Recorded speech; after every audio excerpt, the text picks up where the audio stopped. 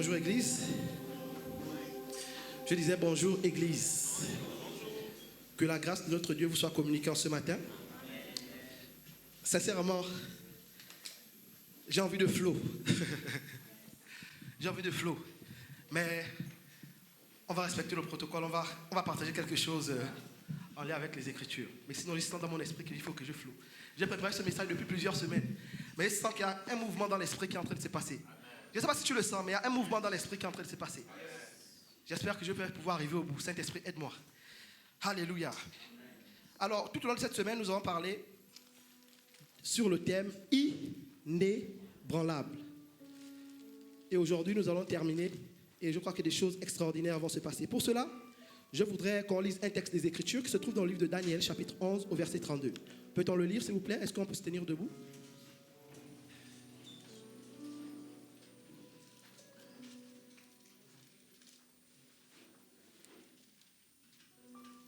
Il est écrit: il séduira par des flatteries les traites de l'alliance.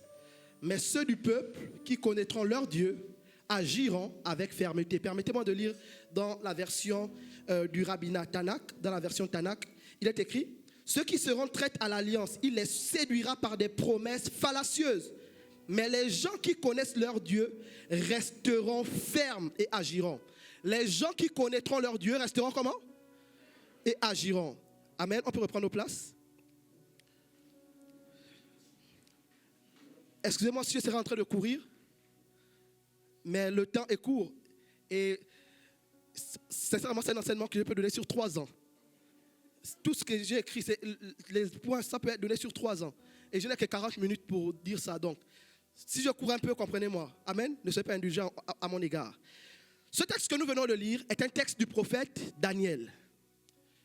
Daniel est un homme qui a jeûné pendant 21 jours.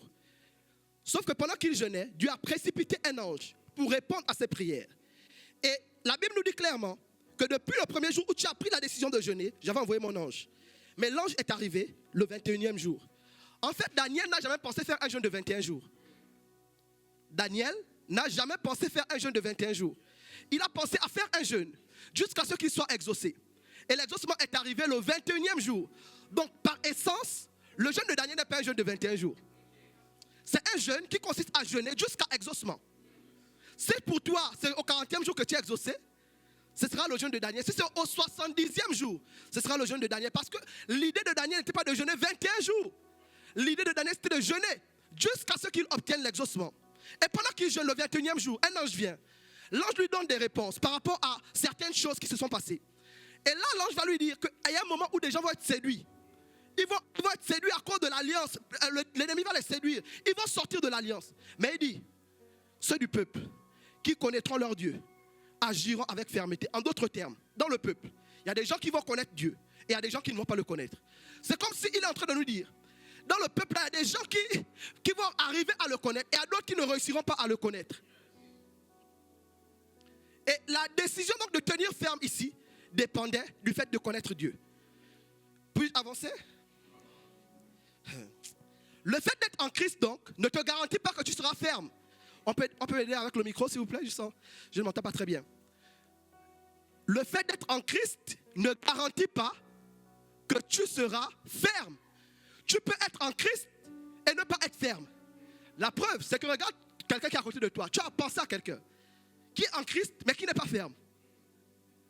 Tu peux être en Christ et ne pas être ferme. Le fait d'appartenir à Christ ne te garantit pas que tu vas tenir. Beaucoup de gens sont sauvés, mais ils sont ébranlés. Beaucoup de gens sont sauvés, mais ils tombent à chaque fois. La décision, le fait de devenir inébranlable ne dépend pas de Dieu. Ça dépend de toi. Dieu n'a pas à te rendre ferme. C'est à toi de devenir ferme. C'est donc une décision, c'est un choix.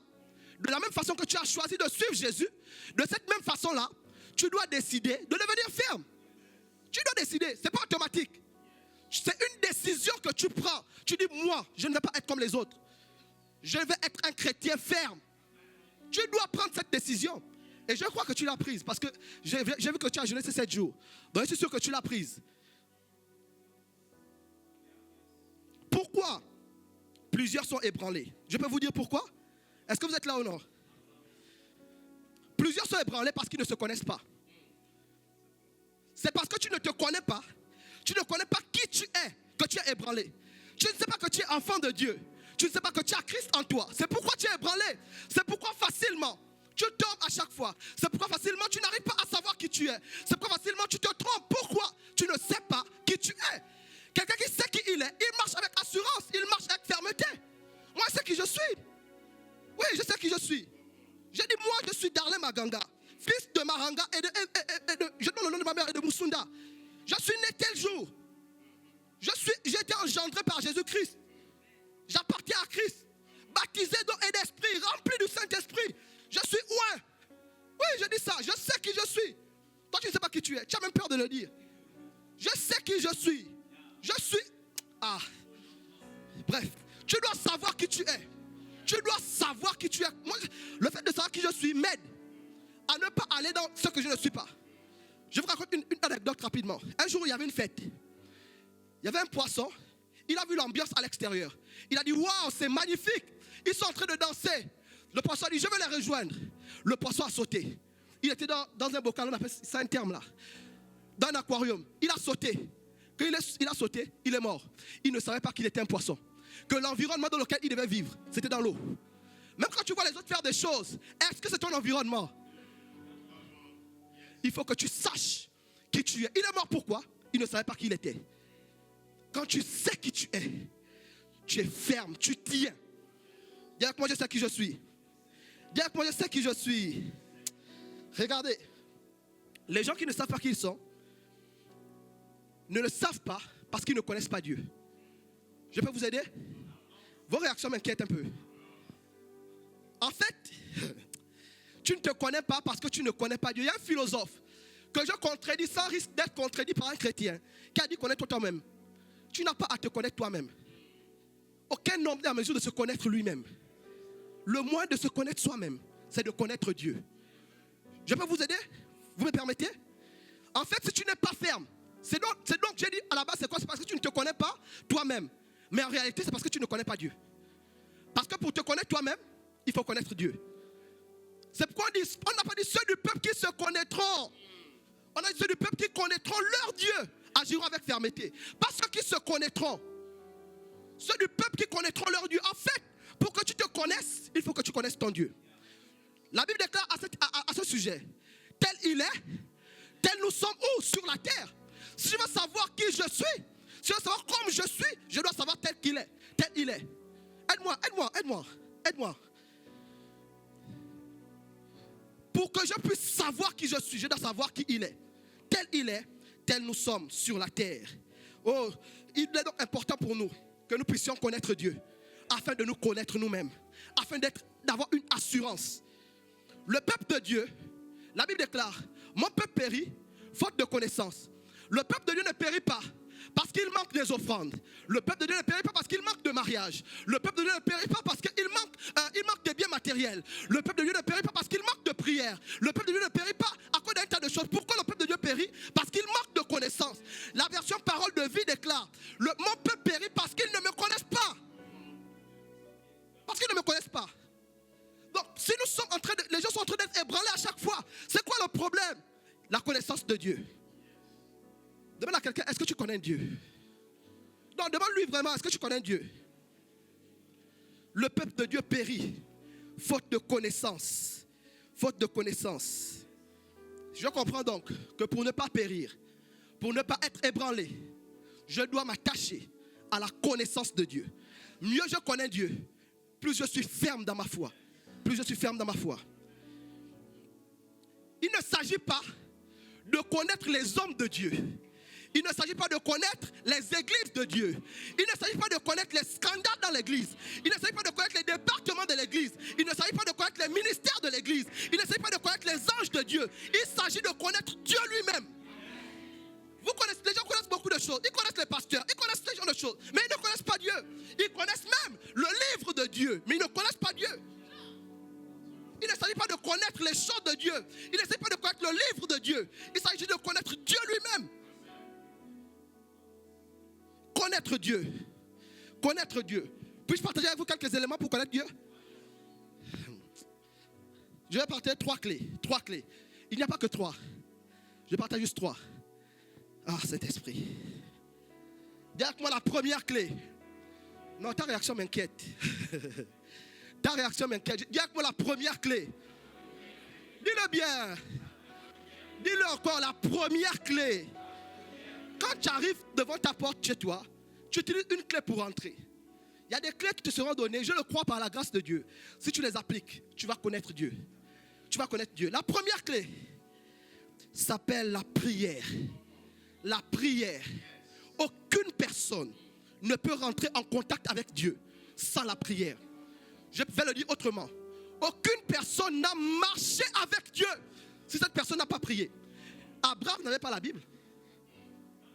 Jacob n'avait pas la Bible. Il nous a dit au sujet d'Enoch qu'il marcha avec Dieu. Et Dieu le prie, il ne fit plus. Est-ce qu'il avait une Bible? Mais comment il connectait avec Dieu? Par la prière. Par la prière. Il est impossible de marcher avec Dieu sans la prière. Si tu ne pries pas, tu ne pourras pas marcher avec Dieu. C'est pourquoi tu dois prier. Tu dois prier. Ton réaction me montre que tu n'aimes pas ces choses. Tu dois prier. Tu dois prier, même si tu ne m'aimes pas. Je ne suis pas venu pour que tu m'aimes. Tu dois prier.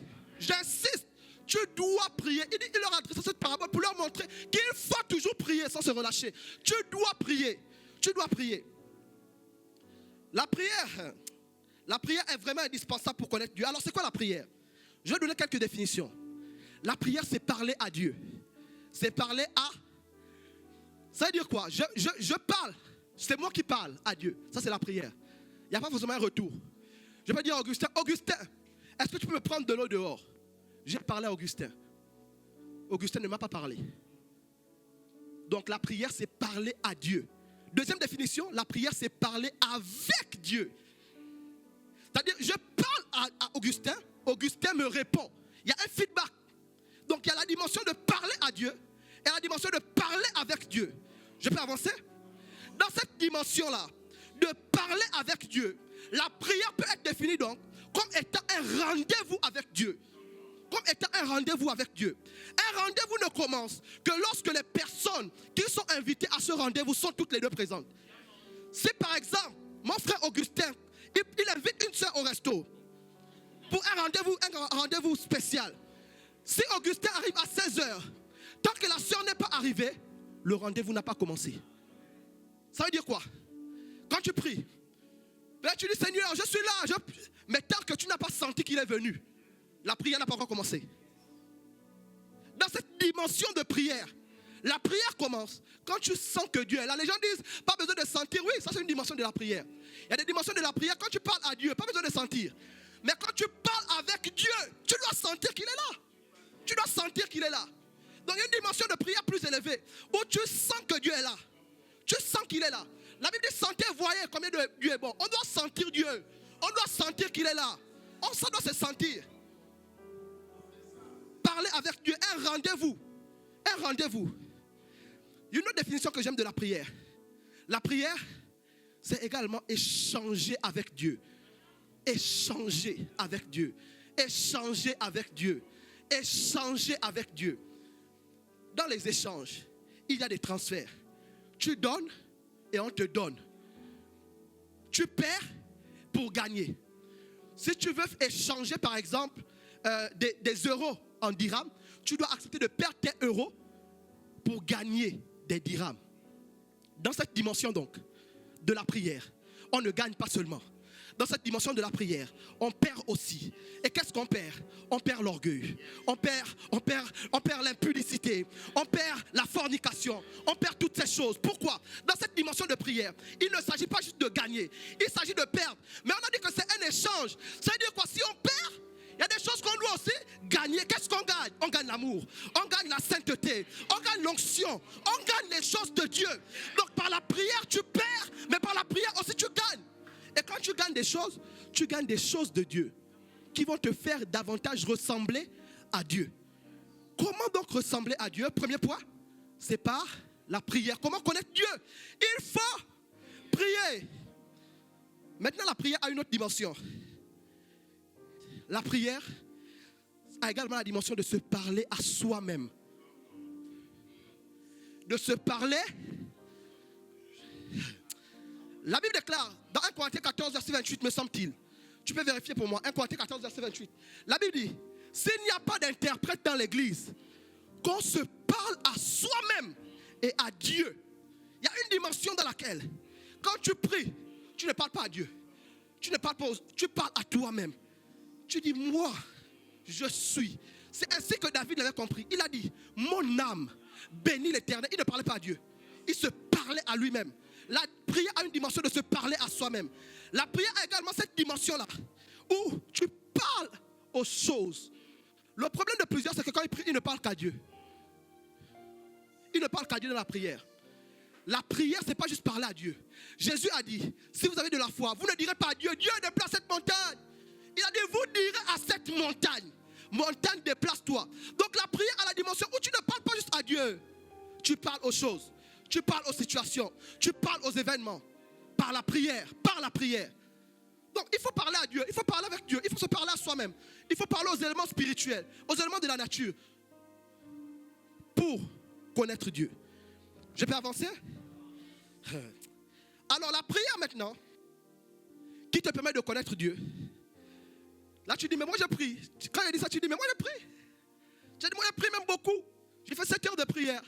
Je fais chaque mois, j'ai des jours de jeûne. Je fais des veilles de prière. Mais la prière, j'aimerais attirer ton attention. Les prières que tu fais sont des prières de demande. Sont des prières de combat. Ce genre de prière ne permet pas de connaître Dieu.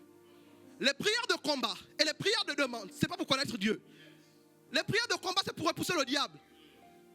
Les prières de demande, c'est tu as la main tendue à chaque fois. On ne connaît pas une personne en tendant la main. Un mendiant ne te connaît pas dehors. Les prières de demande ne sont pas suffisantes pour connaître Dieu. Les prières de combat ne sont pas suffisantes pour connaître Dieu. Il y a une dimension de prière qu'on appelle les rendez-vous que je viens d'expliquer. C'est dans cette dimension de prière-là qu'on connaît Dieu. Quand tu rentres, c'est la passion. S'il invite la soeur au resto, je crois qu'il va le faire certainement. Si je le dis, c'est qu'il va le faire. Quand il invite une soeur au resto, il va rester là. Pourquoi? Parce qu'il y a une passion qui reste là. Il y a une passion. Il y a une passion. Donc il ne reste pas là juste pour contrôler le temps. Le problème de plusieurs, c'est que nous sommes pressés quand nous prions. Nous sommes pressés. Nous sommes pressés. C'est dans les prières de demande qu'il faut être pressé. Les gens disent non, il ne faut pas multiplier les paroles. Ce sont les prières de demande qu'on ne multiplie pas les paroles. Les autres prières, on multiplie les paroles. Quand tu demandes du pain, pas besoin de dire Seigneur, le pain, le pain, le pain, le pain. Non, non, non. Seigneur, j'ai besoin du pain. Au nom de Jésus, amen. Tu as transmis ta demande. Mais les autres prières, il faut insister. Les prières de combat et les prières de demande sont insuffisantes pour connaître Dieu. Il faut rentrer dans la dimension de prière, de rendez-vous, d'intimité, où tu connectes avec Dieu, où tu ne parles pas avec une liste de demandes. Point de prière, non. Tu rentres dans la présence de Dieu et tu es là avec Dieu. Tu parles à Dieu, Dieu te parle. Alléluia. La prière permet donc de connaître Dieu. Il n'y a pas d'excuse pour ne pas prier. Le Saint-Esprit m'a dit quelque chose de choquant. Je peux vous le dire? Je peux vous le dire? Aide-moi, Gédéon. Aidez-moi, s'il vous plaît. Je peux vous le dire, vous êtes sûr? Écoutez-moi, écoutez ce que le Saint-Esprit m'a dit. Il me dit, personne n'a d'excuse pour prier. Le Saint-Esprit, je suis occupé. Je suis occupé, je n'ai pas beaucoup de temps pour prier. Écoutez la réponse de l'Esprit. Il me dit, as-tu du temps pour dormir? Je dis oui. Il me dit, si tu as du temps pour dormir, alors tu as du temps pour prier. Je répète ça. Si tu as du temps pour dormir, alors tu as du temps pour prier. En d'autres termes, le seul moment où tu pourras dire que tu ne peux pas prier, tu n'as pas le temps de prier, c'est lorsque tu vas réussir à ne pas dormir. Si tu as du temps pour dormir, alors tu as du temps pour prier. Donc ne dis pas je suis trop occupé. Ne dis pas je suis trop occupé. Tu n'es pas trop occupé. Tu as du temps pour dormir, alors tu as du temps pour prier. Si tu as du temps pour dormir, alors tu as du temps pour prier.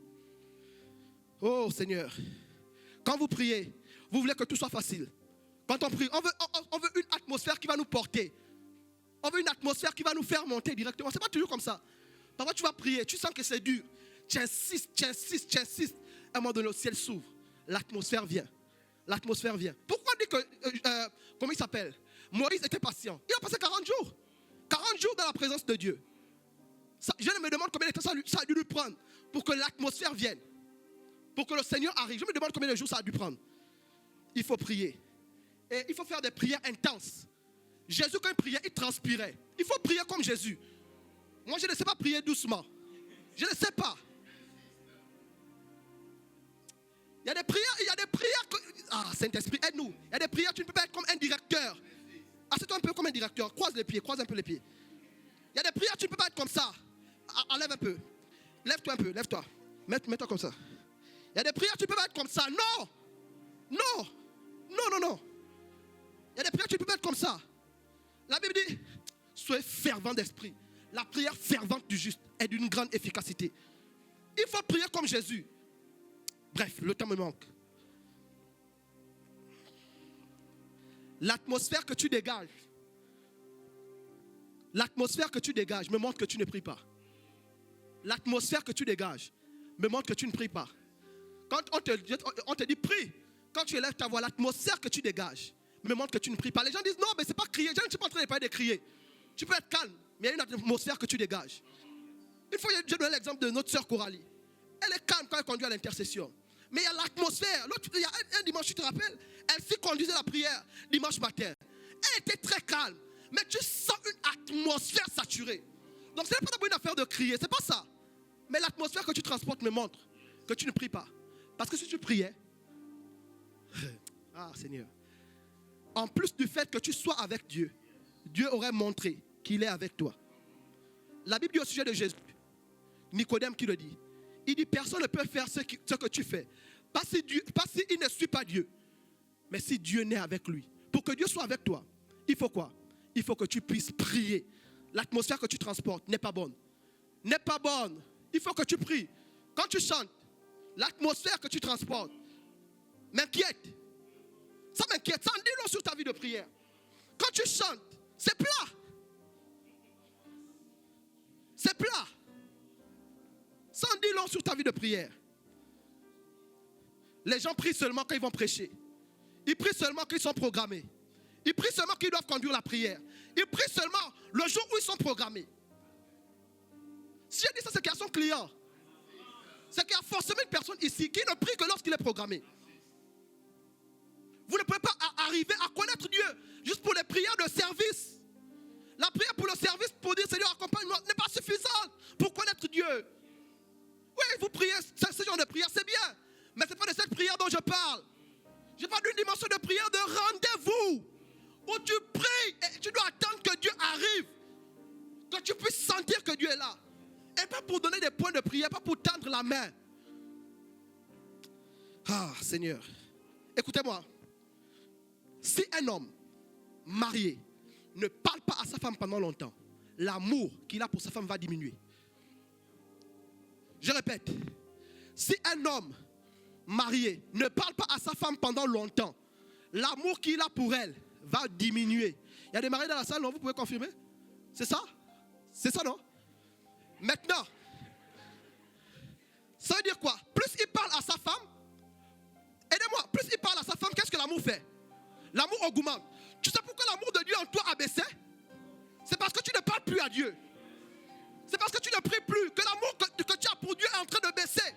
Plus tu parles à Dieu, plus l'amour que tu as pour Dieu augmente. Et d'ailleurs, celui qui parle plus à une personne aime plus la personne. Un jour, j'ai dit à un frère, dis à ta bien-aimée là, d'arrêter de parler avec ce frère-là. Parce que tout le temps, elle est avec elle. Elle est avec ce frère-là. Attention, c'est vrai, elle a confiance. Mais à force qu'elle soit avec lui, son cœur va être embarqué dans quelque chose. Parce que plus tu parles avec une personne, plus l'amour augmente. Plus tu parles à Dieu, plus ton amour pour Dieu va augmenter. Deuxième clé, dis avec moi deuxième clé, dis avec moi deuxième clé. La deuxième clé, c'est la parole de Dieu. La parole de Dieu. La parole de Dieu. Pour connaître Dieu, il faut s'attacher à sa parole. Il faut s'attacher à sa parole. La Bible dit que ce livre de la loi ne s'éloigne point de ta bouche. Le problème de plusieurs, c'est que c'est votre téléphone qui ne s'éloigne point de votre bouche. À telle enseigne que votre Bible, vous n'avez que la Bible dans le téléphone. Vous n'avez même pas de Bible en papier.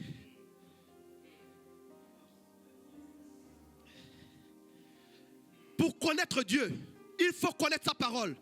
Le nom de Dieu, Ce n'est pas, le nom de Dieu, ce n'est pas d'abord le jeûne. Le nom de Dieu, ce n'est pas la prière. Le nom de Dieu n'est pas les offrandes. Le nom de Dieu n'est pas le mariage. Le nom de Dieu n'est pas le temps. Dieu ne s'appelle pas le temps. Le nom de Dieu, c'est quoi? Apocalypse 19. Il dit son nom est parole de Dieu. Le nom de Dieu, c'est la parole de Dieu. Son nom est parole de Dieu. Donc si tu veux connaître Dieu, il faut connaître sa parole. Tu ne peux pas dire que tu connais Dieu alors que tu ne connais pas sa parole. C'est impossible. Si tu connais Dieu, tu dois connaître sa parole. Tu dois connaître sa parole. Je ne dis pas que tu dois connaître la Bible. Je ne dis pas que tu dois connaître la Bible. Les pharisiens connaissaient la Bible. La Bible dit, Jésus a même dit à leur sujet, vous scrutez les Écritures, espérant trouver la vie en elles. Pourtant, ces Écritures parlent de moi, mais vous ne venez pas à moi. Donc, ils connaissaient la Bible, ils connaissaient la Torah du moins. Ils connaissaient les textes. Plusieurs connaissent les textes, ils peuvent réciter. Il est écrit. Il a grandi par exemple dans une famille chrétienne. Son père est pasteur, sa mère est pasteur. C'est normal qu'il connaisse les versets. Il a été baigné dans ça. Donc quand il cite les versets, ce n'est pas parce que ce n'est pas une révélation. Ce n'est pas de cette connaissance de Dieu dont je parle. Il ne faut pas connaître juste le livre. Il faut connaître Dieu à travers le livre. Il faut connaître le Dieu du livre. Aujourd'hui, beaucoup de jeunes sont passionnés par tout ce qui concerne la théologie. C'est une bonne chose. Mais en fait, ils pensent, beaucoup de jeunes pensent que en disant des mots en grec et en hébreu, ça fait d'eux des personnes qui connaissent Dieu. Dire des mots en grec et en hébreu ne veut pas dire que tu connais Dieu. Sinon, tous les Grecs connaîtraient Dieu. Sinon, tous les Hébreux connaîtraient Dieu. C'est bien, il faut connaître ces choses. C'est une chose importante. Mais ce n'est pas ça qui fait connaître Dieu. C'est pas ça. C'est pas ça. Donc, il faut connaître Dieu au travers du livre. Parce que Dieu, on le connaît par révélation. On connaît Dieu par révélation. Gamaliel était un homme versé dans les Écritures, versé dans la connaissance. Mais Gamaliel ne savait pas qui était Jésus. Gamaliel n'avait pas la révélation de Dieu.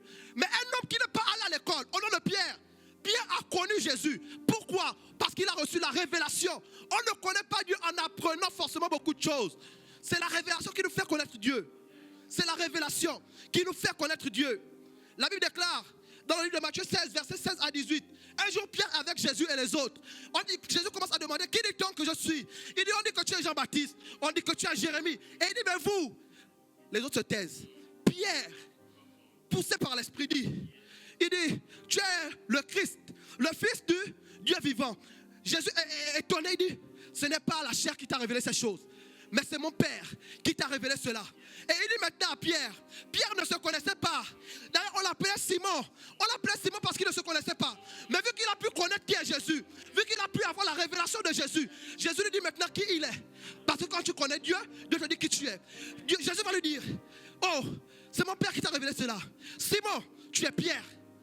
Il dit, en fait, tu n'es pas Simon. Tu es Pierre parce que tu m'as connu. Désormais, tu peux te connaître. C'est en connaissant Dieu qu'on se connaît. Il dit, tu es Pierre. Et sur cette pierre, je bâtirai mon église. Donc pour connaître Dieu, ou pour te connaître toi-même, connais Dieu par révélation. Par révélation. Par révélation. Par révélation. Oh, il faut connaître la parole de Dieu par révélation. Et vous serez ferme. Si vous connaissez la parole de Dieu, vous serez ferme. Vous serez ferme. Vous serez ferme. La Bible déclare au sujet de Jésus, Luc 4, verset 17. Un jour, Jésus, après 40 jours de jeûne et prière, il va à la synagogue. Il prend la Bible. Et il lit. La Bible dit, on lui remit le livre du prophète Ésaïe. L'ayant déroulé, il trouva l'endroit où il est écrit. Ce n'est pas cette version que je cherche. Il y a une version où il est dit. Il trouva l'endroit où il est écrit à son sujet. Où il est écrit quoi? À son sujet. Je peux te poser une question? Tu me permets? Est-ce que tu sais que dans la Bible, il y a des choses qui sont écrites à ton sujet? Ne t'est-il jamais arrivé? Lorsque tu lis la Bible, tu lis un texte, tu as l'impression que c'est comme si ce texte est en train de te dire ta destinée. Ce n'est pas un hasard. Ça veut dire que ce verset-là est écrit à ton sujet. Quand je me suis converti, j'ai lu le texte de 1 Corinthiens 2, verset 4, qui dit, mon évangile ne consiste pas en paroles, mais par une démonstration d'esprit et de puissance. J'étais des semaines, je viens de me convertir, je ne comprenais pas. Je ne comprenais pas. Mais c'est comme si mon cœur a dit ce verset-là. Je marchais avec ça tous les jours. Je ne comprenais pas le verset. 5 ans après, j'ai commencé à comprendre. Pourquoi? J'ai compris que ce verset est un verset qui est aussi écrit à mon sujet. Tu veux connaître ta destinée? Est-ce que tu veux connaître ton appel? Est-ce que tu veux connaître ce à quoi là où Dieu t'attend? C'est dans le livre. Il y a des choses qui sont écrites à ton sujet. Jésus a dit lui-même, il a dit, je viens dans le livre parce que ce livre parle de moi, parce qu'il est question de moi. Dans le livre, on parle de toi. C'est bien d'aller voir les prophètes. Oui, il faut aller. Il faut aller. N'écoutez pas ceux qui disent n'allez pas. Il faut aller. Mais quand tu vas quand même, il faut avoir les bases. Sinon, on va te tromper. Sinon, on va te tromper. Les prophéties sont réelles. C'est réel, mon frère. Si elle dit ça, c'est quand même une personne qui doute de cette affaire ici. Les prophéties sont réelles. Si je rentre là, je vais citer ton nom. Les prophéties sont réelles. Mais aucune prophétie n'est au-dessus de la Bible. C'est la Bible qui doit être ton essence. Tu dois marcher avec la parole de Dieu. Avec la Bible, les Écritures. Oh Seigneur, aide-nous à connaître la parole. Aide-nous à connaître la parole. Toujours au sujet de la parole. Vous savez pourquoi aujourd'hui il y a beaucoup de divisions sur certaines choses? C'est parce que des gens n'ont pas vraiment connu la parole. Comment connaître vraiment la parole? Je peux? Pour connaître une chose, il faut l'expérimenter. Tant que tu n'as pas expérimenté quelque chose, tu ne connais pas vraiment cette chose. C'est par l'expérience qu'on connaît. Tu sais pourquoi tu doutes des anges? Parce que tu ne les as jamais vus. Tu sais pourquoi tu doutes des dons? C'est parce que tu ne les as jamais manifestés. Tu sais pourquoi tu doutes que Jésus peut apparaître? C'est parce qu'il ne t'est jamais apparu. Quand tu as l'expérience, tu ne doutes plus. Il y a des choses pour lesquelles, même si je n'ai pas lu encore les versets, il y a des choses auxquelles je crois. Je n'en fais pas une doctrine nécessairement, mais je crois en ça. Parce que j'ai expérimenté ça. J'ai expérimenté ça. Il y a des choses dangereuses, je m'évite de les partager ici. Je m'évite de les partager parce que je n'ai pas de références bibliques, mais je sais que j'ai vécu ça. Je sais que j'ai vécu. Je sais que j'ai vécu. Jésus dit, vous êtes dans l'erreur parce que vous ne connaissez ni les Écritures ni la puissance de Dieu. Pourtant les pharisiens connaissaient le texte, mais ils ne connaissaient pas les Écritures et la puissance. Ils n'avaient pas la révélation. Pourquoi? Aucune expérience. Les gens bavardent beaucoup sur les choses. Ils parlent beaucoup, ils font des débats, mais ils ne connaissent pas, ils n'ont jamais expérimenté. Il faut que tu puisses expérimenter. Dis avec moi expérience. Dis-le bien, expérience. J'appelle des expériences dans ta vie. J'appelle des manifestations dans ta vie. Je décrète et déclare que le ciel s'ouvre, que tu aies des expériences. Expérience. Dis avec moi expérience. Dis avec moi expérience. Tu doutes de certaines choses parce que tu n'as pas des expériences. Tu n'as pas d'expérience. Tu as juste le texte biblique. Il te faut des expériences avec Dieu. Il te faut des expériences. Il te faut des expériences. Si tu n'as pas d'expérience, tu seras comme un philosophe. Quelqu'un a posé la question un jour. Si on vient maintenant là, on fait sujet de débat, et on arrive à te montrer qu'il y a des erreurs dans la Bible, qu'est-ce qui va te pousser encore à croire? J'ai dit moi, j'ai des expériences. Ce n'est pas à cause du livre simplement que je crois. Je crois à cause du livre, c'est vrai. Mais même si on enlève le livre, j'ai tellement d'expérience que je ne peux pas douter qu'il existe. Je peux douter de ce qui est écrit. Vous pouvez me dire, certains disent, mais ce livre a été inspiré par des faux gens. Je dis, ok, si vous voulez, je vous le concède. Le livre, je vous le concède même. Mais l'expérience que j'ai vécue là, c'est inspiré par qui? L'expérience que j'ai vécue est réelle. Elle est réelle.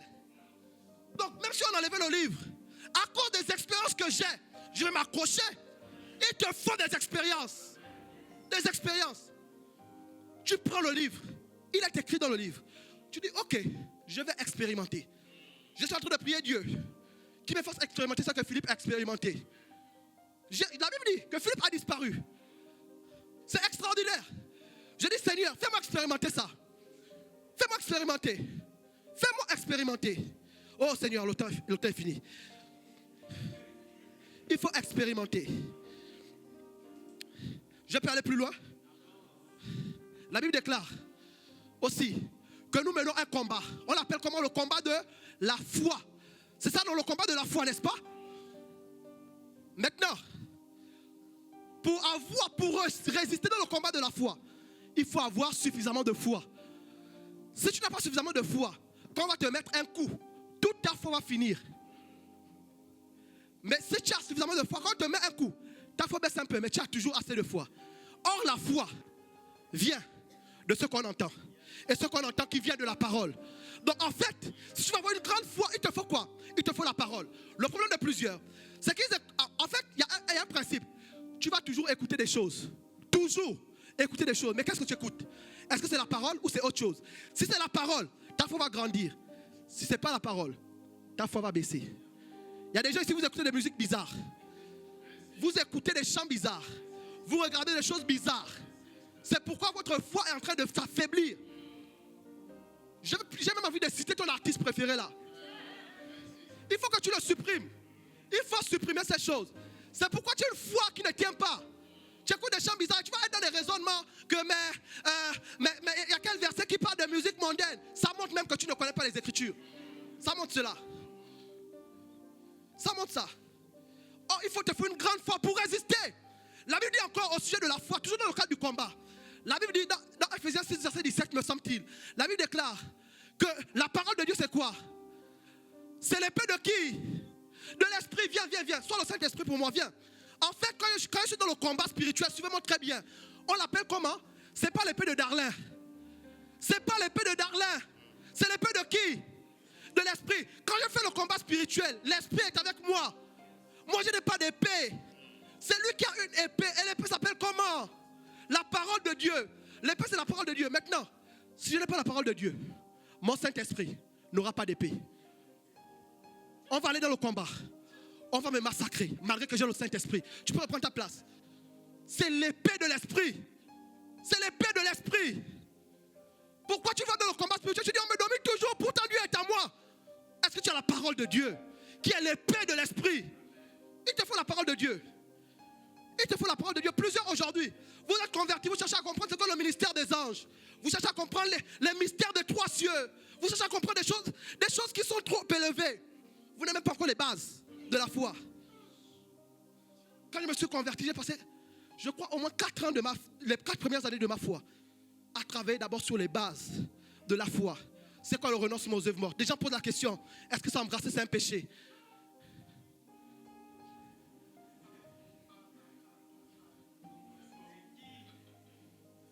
Des gens posent la question, est-ce qu'on ne peut pas goûter un peu à ce dont tu as pensé là? Est-ce qu'on ne peut pas goûter un peu? Ce genre de questions me montrent que les gens n'ont pas de bases. Des gens posent des questions. Est-ce qu'on doit baptiser au nom du Père, du Fils et du Saint-Esprit ou au nom de Jésus? Ça me montre que les gens n'ont pas de bases. Écoutez-moi, on peut tout changer dans une maison, mais il serait difficile de changer la fondation. On peut casser les murs ici et rebâtir, mais la fondation, pour la casser, c'est quasiment impossible. C'est pourquoi il faut que tu aies des bases solides. Tu viens de te convertir, tu commences à chercher des choses bizarres. Comment? Ah, Seigneur. Il faut d'abord asseoir les bases. Les bases. Est-ce qu'elle peut avancer? Dis avec moi troisième clé. Dis avec moi troisième clé. Dis avec moi troisième clé. Ce que je m'apprête à dire, certainement me détester pour cela, mais j'accepte et mon cœur reste ouvert. Il est écrit dans Psaume 92, verset 12 et 13. Psaume 92, verset 12 et 13. Psaume 92, verset 12 et 13. Il est écrit: les justes croissent comme le palmier. Ils se lèvent comme le cèdre du Liban. Plantés dans la maison de l'Éternel, ils prospèrent dans les parvis de notre Dieu. La troisième clé, pour réussir à avoir une vie chrétienne inébranlable, il faut être planté dans la maison de l'Éternel. Je répète, il faut être planté dans la maison de l'Éternel. Qu'est-ce que cela veut dire? Vous ne pourrez pas connaître Dieu si vous n'êtes pas planté dans une maison de Dieu. Beaucoup de gens ont commencé leur vie chrétienne, mais ils n'ont pas fait long feu parce qu'il n'y a pas d'église. Je mets quiconque au défi. Aucune personne ne peut réussir à faire plus de 10 ans dans la foi en étant tout seul. C'est pas possible. C'est pas possible. Du moins si je n'en connais pas. Moi personnellement je n'en connais pas. Tous ceux qui ont essayé cette expérience que j'ai connue ont abandonné la foi par la suite. Parce que pour réussir à persévérer dans la foi, il faut être planté dans une maison de l'Éternel. Planté. Vous ne pourrez pas connaître Dieu si vous n'êtes pas planté. C'est dans la maison de l'Éternel d'ailleurs qu'on apprend à prier. C'est dans la maison de l'Éternel qu'on apprend à méditer. C'est dans la maison de l'Éternel qu'on apprend à connaître Dieu. Si vous n'êtes pas dans une maison de l'Éternel, vous aurez du mal à connaître Dieu. Vous aurez du mal à le connaître. Il faut vous planter dans une maison de Dieu. Il faut vous planter dans une maison de Dieu. Planter dans une maison de Dieu. Pourquoi tu n'aimes pas pas les frères, si tu n'aimes pas les frères et les sœurs, c'est que tu n'aimes pas Jésus. La Bible est claire, la Bible dit, si quelqu'un dit qu'il m'aime, il doit aimer les frères. Tous ceux qui n'aiment pas les frères chrétiens ne sont pas en Dieu. Tous ceux qui n'aiment pas les frères chrétiens ne sont pas en Dieu. Si tu aimes Dieu, tu dois aimer les frères. C'est la Bible qui le dit, ce n'est pas moi. Si tu veux contredire, contredis la Bible. La Bible dit, celui qui aime Dieu aime les frères. Aime les frères. Pourquoi tu n'aimes pas les frères? Tu dis, j'aime rester dans mon coin. Ceux qui aiment rester dans leur coin pendant longtemps, ce sont des gens qui ont des démons. Je vous assure, je vous donne un verset. Ceux qui aiment trop rester dans leur coin, ce sont des gens qui ont des démons. La Bible déclare, le fou de Gadara, il restait dans son coin, pourquoi? Il a des démons. Les gens qui aiment trop rester à l'écart, ce sont des démons.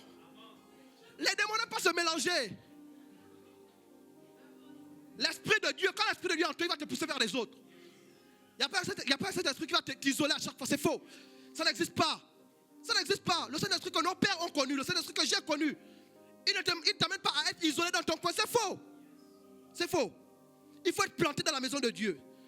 Les gens disent donc que je n'aime pas rester avec les gens parce qu'à l'église, on m'a blessé. Un jour, j'ai dit au Seigneur, Seigneur, on m'a trop blessé à l'église. On m'a trop blessé. Il m'a dit, mais oui, mais toi aussi tu as blessé. Toi aussi tu as blessé. Toi aussi tu as blessé. On t'a trop blessé à l'église. Ok, je ne dis pas que c'est faux. Mais sache que tu as aussi trop blessé à l'église. Sache que tu as blessé déjà à l'église. Donc si les autres sont mauvais parce qu'ils t'ont blessé, toi aussi tu es mauvais. Toi aussi tu es mauvais. À l'église, les gens se blessent. Je ne parle pas de ceux qui le font exprès. Ce n'est pas toujours intentionnel. Parfois, je vais dire bonjour à Augustin. Augustin n'a même pas entendu. Il ne va pas répondre, il va partir. Je vais dire, Augustin ne m'a pas répondu. Je serai blessé par rapport à ce qu'Augustin a fait. Il n'a pas eu l'intention de me blesser, mais il m'a quand même blessé. Je ne parle pas de ceux qui font exprès. Ceux qui font exprès, là, il faut les amener, on va les délivrer. Ceux qui font exprès, on doit les délivrer. Oh, cet esprit. Alors, pourquoi encore être dans une maison de Dieu? Les gens disent, oh non, mais l'église là, il y a trop de problèmes. Toutes les églises ont des problèmes. Écoutez-moi, la Bible dit que Jésus viendra prendre une église comment? Sans tache, ni ride. Ça veut dire quoi? Tant que l'église est sur terre, elle aura quoi? Des taches et des rides. Tant que l'église est sur terre, il y aura des taches et des rides. Donc tu ne vas jamais trouver une église parfaite. Un jour, il y a quelqu'un qui est venu me voir. La personne voulait changer d'église. J'ai dit, ok, tu peux changer d'église. Mais sache que dans l'église où tu vas partir, tu vas aussi trouver des problèmes. Peut-être que ce ne sera pas les mêmes problèmes, mais il y aura aussi des problèmes là-bas. Dans toutes les églises, il y a des problèmes. Mais lisant les Écritures, l'apôtre Paul, quand il envoie les lettres, il souligne des problèmes dans chaque église. Il souligne des problèmes. Vous devez aimer l'église. J'ai décidé, je sais qu'à l'église, tout le monde n'est pas parfait. Je sais qu'à l'église, d'ailleurs, personne n'est parfait ici. Je sais qu'à l'église, des gens vont me blesser. Je sais qu'à l'église, des gens vont me faire du mal. Je le sais déjà. J'en suis conscient. J'ai déjà subi ces choses. J'ai déjà pleuré parce qu'on m'a fait mal à l'église. J'ai déjà pleuré parce qu'un frère a fait quelque chose que je n'ai pas aimé. Mais j'ai décidé, parce que je suis chrétien, d'aimer les frères. J'ai décidé d'aimer l'église. J'ai décidé d'aimer l'église. D'aimer l'église. Je suis pas en train de dire que tout sera parfait. Mais j'ai fait le choix d'aimer l'église. Pourquoi encore tu dois être planté dans la maison de Dieu? Pourquoi? C'est parce que, en fait, quand tu n'es pas planté dans une maison de Dieu, ça veut dire que tu n'as personne, tu n'as aucun frère. Écoutez cet homme. Jésus lui dit, veux-tu être guéri? Il dit quoi? Je n'ai personne. Il était assis. Il était estropié. Il n'avait pas avancé. Pourquoi tu n'avances pas dans ta foi? Tu n'as personne. Tu n'as personne. Si je rate le culte de dimanche, que vous ne me voyez pas, demandez à Morrison. Il saura où je suis. Si j'ai fait une bêtise, mon frère Yvan, il sait, j'ai des gardiens. En plus des pères que j'ai des amis aussi. S'ils voient 2 dimanches, je suis parlé, ils vont m'appeler. Toi, tu peux faire un mois, tu n'es pas à l'église. Personne ne t'appelle. Pourquoi? Ce n'est pas parce que les gens de l'église ne t'aiment pas. C'est parce que tu n'as pas d'amis à l'église. C'est parce que tu n'as pas d'amis à l'église. Tu n'as pas d'amis chrétiens. Un jour, je disais, je ne sais pas comment, mais je me rends compte quand même que dans ma vie, tous mes amis sont des chrétiens. Presque tout ce que je fais se trouve en Christ. Comment voudrez-vous que je m'éloigne de Christ? Si mes amis sont en Christ, mes investissements sont en Christ, tout ce que j'ai fait c'est en Christ. Tu as besoin des frères, des amis chrétiens. Je ne suis pas en train de te dire que tu n'as pas des amis païens. Ce n'est pas ce que j'ai dit. Mais j'ai dit juste, si tu n'as pas d'amis chrétiens, tu es en danger. dans un danger terrible. Acte chapitre 14. Acte chapitre 14. Finissons vite, mon frère. Projette-moi vite le texte. La com vite, mon verset. La Bible déclare dans Acte chapitre 14, versets 19 et 20. La Bible dit qu'on a lapidé Paul. On l'a lapidé, il était par terre. Verset 20. Ah, la com. Le verset 20 nous dit, mais les disciples, l'ayant fait quoi? L'ayant entouré, il se leva, on l'avait lapidé. Il était par terre, mais qui l'a entouré? Les disciples. Est-ce que tu as des disciples de Jésus qui t'entourent? Il est resté par terre, mais à cause des disciples qui l'entouraient, il a pu se relever. Plusieurs, vous êtes tombés dans les péchés. Vous n'arrivez plus à vous relever, parce que vous n'avez pas des disciples autour de vous. Vous n'avez pas des disciples qui vous entourent. Quand vous avez fait une faute, vous avez quitté l'église. Quand tu fais une faute, entoure-toi des disciples. Ah, Seigneur, aide-nous. Décide d'aimer l'église. Ne sois pas amoureux de ton service. Beaucoup de gens, vous n'aimez pas l'église, vous aimez votre ministère. Vous ne venez à l'église que quand vous êtes programmé. Vous ne venez à l'église que lorsque vous êtes programmé pour faire quelque chose. Et même quand vous êtes programmé pour faire la chose, vous faites ça mal. La seule chose qui vous attriste, c'est quand vous n'avez pas réussi votre service. Vous n'êtes plus attristé quand vous péchez. Vous êtes tellement attristé quand vous faites mal votre service.